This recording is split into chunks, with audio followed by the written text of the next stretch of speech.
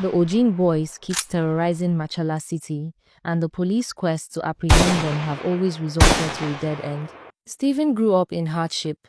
He was raised by his widowed mother in a crumbling mud house at the edge of a city called Machala. She sold vegetables in the markets, worked on people's farms, and sometimes starved just so her son could eat. Stephen loved her, but poverty made him restless. At times, he quarreled with her. At times, he blamed her for their misery, but she always forgave him, always saying, "Stephen, you are all I have. I will do anything for you." When Stephen became a young man, he fell into the company of friends whose group were called the Ogene Boys. They promised him quick wealth. They were highway robbers, feared along the lonely roads.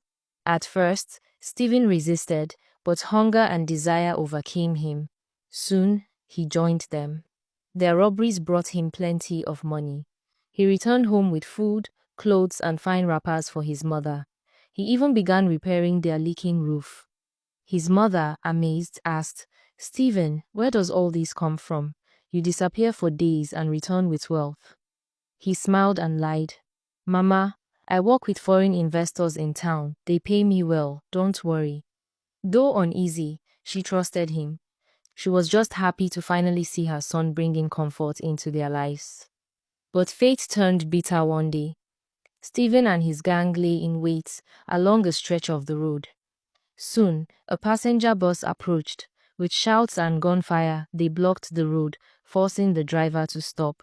Stephen, caught in the fever of the moment, fired his rifle wildly into the air and towards the bus windows, just to terrify the passengers.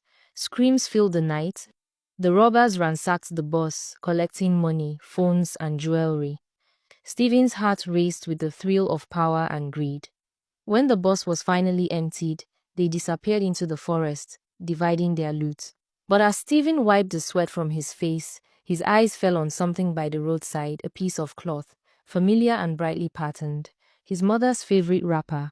His stomach tightened. His hands trembled. "No, it can't be," he muttered, rushing back toward the abandoned bus. There, among the wounded and the dead, lay his mother.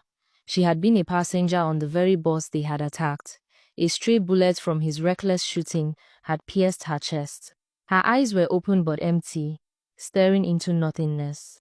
Stephen collapsed beside her body, shaking her, crying, "Mama, Mama, wake up! It's me, Ade, don't leave me!" But she was gone.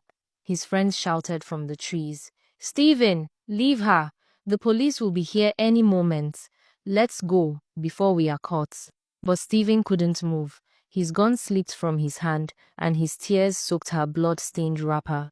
The same woman who sacrificed everything for him, the one he claimed he wanted to make comfortable, had died by his own hand. In that moment, Stephen realized the true cost of his choices. The riches, the food, the clothes, all of it was nothing.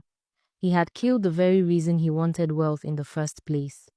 And before long, the wail of police sirens echoed through the night.